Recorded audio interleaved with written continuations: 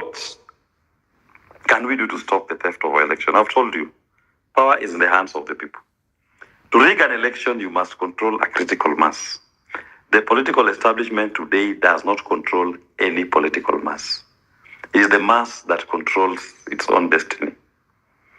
When the election will be called, earlier or in 2027, there will be no politician who will control the political mass and even have an opportunity to manipulate that vote if the people are speaking on one voice, in one voice. But if they are divided along tribal lines, then you give the politicians an opportunity to come in and play the game, play the tribal arithmetics, and top up the votes in their tribal zones. But if we are all going to vote on an issue and the issue is cross-cutting, knows not tribe, then they will have lost the opportunity to control one tribal group and use it to show up the numbers. Don't think that Moi and his people didn't desire to steal 202 elections. They did. And there were plans to steal. But when the facts are on the table, I mean the numbers are on the table, even if we told them, look here, give me the numbers. Even if I gave you 100% of your votes in the so-called areas you control, it can't. Because the people of Kenya had in one united accord decided that Moi must go. So the election was beyond any threshold of rigging. Anybody who rigs an election is if the contest is reduced to less than 500,000 votes. We must send William Ruto home by more than 90% of the votes. If he has only less than 1 million votes, where will he get 8 million votes to justify that rigging? Him is done. We should not even waste more time discussing it. It's just a matter of when, not if. In terms of the political formation, is that we must get it right. There's the question about the Supreme Court and the judiciary as the only anchor.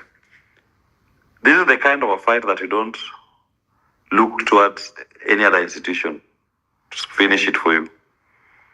If the power is in the hands of the people and the people are demanding, let institutions and leaders follow the people to an extent that the outcome of that election is that no one will even file or even have the courage to file a petition to challenge the outcome. It will be an overwhelming mandate that even if you went to Supreme Court, they laugh at you out of court. They will not dare overturn the will of the people if the numbers are expressed in such a huge and fervent manner that they will not do anything but to uphold the wish of the people. Are our votes safe? And I tie it with the chest thumping. I was talking to someone who told me he's an expert in psychiatry. And he told me that understand what is happening to William Ruto. He's feeling the pressure. He's responding to the pressure of the people. The chest thumping by the Sudis, the Kimani Chungwas, the Farah Malims, coming right after the international debacle in Ghana, where he was allegedly ignored. This is just a politician. A politician feeds on people's energy. When people are not giving him love, people are throwing stones at him. Probably thought if he went to Ghana, he was going to get some energy, some sense of I'm a leader, I'm accepted. He didn't get it.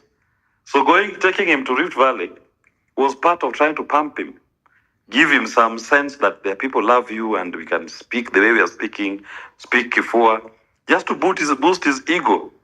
You've seen even Raila in his days when he had issues at the national level. He will go to Kibra, Kamukunji, short notice, just so that he can get that at least people are still listening to me. So don't pay too much attention to the talk by Oscar Sudis and Ichungwa. Those are just people working to boost the ego of a leader who is feeling unloved, who is unwanted internationally and locally. The loss of Biden and the departure of Meg, the former American ambassador, that was a big blow, a huge blow to William Ruto's ego. Because Meg was his #1 international ambassador, the one who was holding his hand. Meg leaving Kenya has exposed him. He's not sure, he's unsure what is going to happen with the Trump administration. What position will they take? He has lost his largest lobby internationally. He goes to Ghana and is isolated. The man's ego is now in tatters. And it's not being helped when he comes to Kenya and he finds the people advocating more and more. Then he goes into his own administration government and he's seeing the empty coffers. People are demanding for services and there's no money in the coffers. They're empty. That is choking his administration. So don't pay too much attention on him. He has his own demons fighting him. And they are slowly, day by day, making his exit inevitable. So I will not pay too much attention to chest thumping. Even when Raila was the candidate for Azimio, you remember the likes of Sabina Chege saying how tutafanya ile kitu yetu. They didn't. You Kenyans defeated a regime. Nobody expected that the outcome of the elections will be what it was. It was an obvious, almost a foregone conclusion that Uhuru will rig the elections in favor of Raila. He didn't. The opposite happened. Even if it is Ruto who rigged, I don't know, but the opposite happened. So also with this one, the opposite will happen when the elections are called. Don't fear him. For as long as the people remain and focused, eyes on the ball, that he must go and the new administration should be one that feeds to the needs of the people. The question of having IBC by May, Neto I think has handled it very well. Elections must be held. The long stop date is 27th of August. Ruto has no power to postpone elections in this country. Even Parliament cannot postpone elections in this country.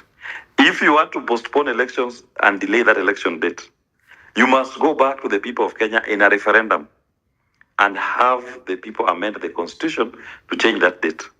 If for nothing, on the 27th of August 2027, the long stop date, Ruto ceases to be president, with or without elections. That is another conversation that we can have. But he cannot say that since we don't have elections, I'm still the president. His mandate ends on the 27th of August 2027. What are the legal consequences of not following the constitution? That is where we are today. The people claim their sovereignty because they gave you the constitution as the platform and the basic document that you should use to govern. If the administration is operating outside that constitution, then that basic governance document is disregarded, and the people are right and well in order to claim sovereignty back into their own hands and exercise their sovereignty directly. So the regime that is in power today is a regime that the people have said, you are ignoring the constitution. We have reclaimed our sovereignty. Hence, the lack of settlement. You are not seeing any sense of order. You are not seeing any sense of leadership in this country because the people are holding their sovereignty. All that they are doing is they occupy space and they have instruments of violence that they are using to fight back. It will not give them regime legitimacy because the people already said you undermined our constitution. We are now going to operate in our own space. And that order that the Kenyan people desire will only come back in an election when we have an opportunity to donate back our sovereignty to a group that we believe represents our aspirations. My final point is this. In my view, I ask that we consider anybody who offers himself to be a leader. Because the vacuum that is coming with William Ruto's departure, there is consensus across the country that people are not going to vote for William Ruto. It presents an opportunity for all manner of people to offer themselves as substitutes. If we do not get a leadership that understands what the problem is and has the courage to uproot this entire political system and the structures that support it, we will be back on the space on the second month of that administration, saying how that administration is going back on the commitment. So the interrogation, and I like that invitation by one of the speakers, that we need to invite anybody who offers himself to be a leader to be interrogated and asked the questions. And one fundamental question that I desire people to ask is, why do you want to lead us? What is in it for you? As a person, your individual, your self-interest in this position you are seeking. We must all be frank to say why you want to be. Fine, there's the component of what you're going to do in your manifesto. But we need to understand what is your self-interest in it. What is it about you? When Matiang'i, for example, comes and says, I want to be the president, beyond just having been a CS interior and you have your questions you'll be asked about your term, what is the self-interest that you want to achieve in that position? If that question is not asked and answered, then you'll end up having Rutoism without Ruto. Because that person will still be captured by the same system. The people who want to be elected, are they able to go and overhaul the entire treasury? And I disagree with my brother Omtata when he says split treasury from the budget making process. It's the same. You can split the institutions, but the structures, the culture is the same. You can have different departments handling different issues, but it will be the same. You need to overhaul the entire system. Remove it. It's about uprooting it. These are revolution. This is liberation. You are not going to liberate yourself using the same structures if they still remain as they were before. Even the Supreme Court, that's a political court. You cannot subjugate your sovereignty to 7 people that, fine, we voted, it's been rigged, we pray the Supreme Court will uphold our will. In a revolution, no. When it is a liberation, it should be such that even the Supreme Court will follow you, not you following the Supreme Court. And the Supreme Court judges, justices, they're also human. They don't go to heaven in the evening. They live here. This movement should be such that even the justice of the Supreme Court will be on the streets demonstrating with you and demanding accountability, demanding for good governance, demanding for economic liberation, following the people. Not that we've done our part, we leave it to you. We must make it that even if a case is being heard, it is so obvious that it's just for formality and to rubber stamp as a final link of approval the wish of the people. And the previous incidents when we've had petitions, it's been politicians contesting. So the Supreme Court can play political games to satisfy which political wing they think for the purposes of the nation at that particular point, they deserve to uphold their victory or overturn their victory. Thank you very much, and I yield back the mic.